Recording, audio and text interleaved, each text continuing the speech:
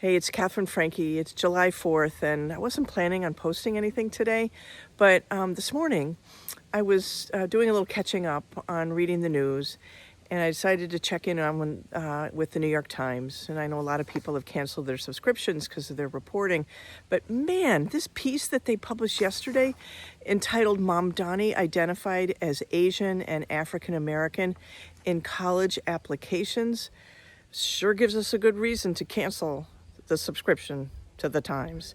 They are scraping the bottom of the barrel to find ways to attack, undermine, discredit Zohran Mamadani in ways that are just journalistically irresponsible, but also so partisan.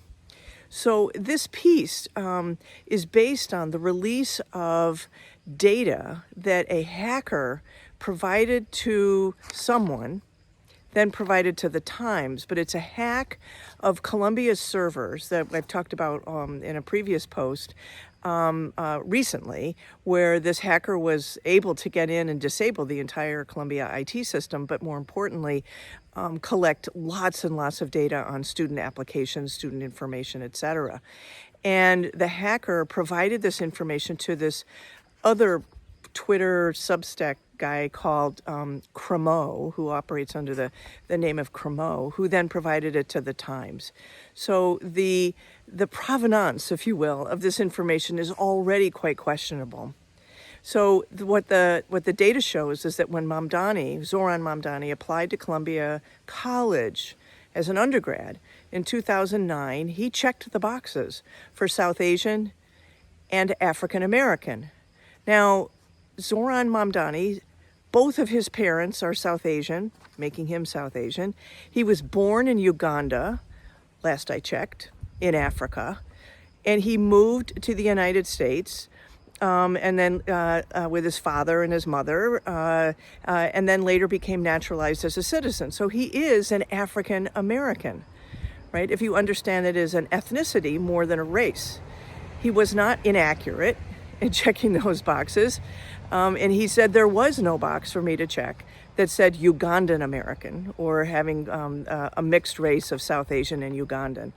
But it's just incredible that the Times then runs this story, and the lead author of the story, the lead journalist, is this guy, Benjamin Ryan, who purports to be, in his bio, an independent journalist specializing in science and healthcare coverage. So why is that relevant?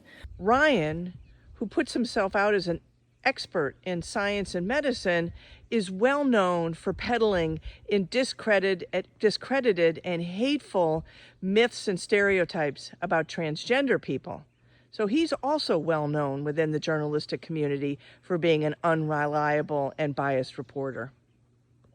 Well, Cremo, the person who provided this information to the Times, is the pseudonym for an academic at Texas Tech, Jordan Lasker, who, when you look at his publications, they are all eugenicist publications trying to draw a connection between race and IQ, race and math abilities, relying almost universally on discredited eugenic and racist articles.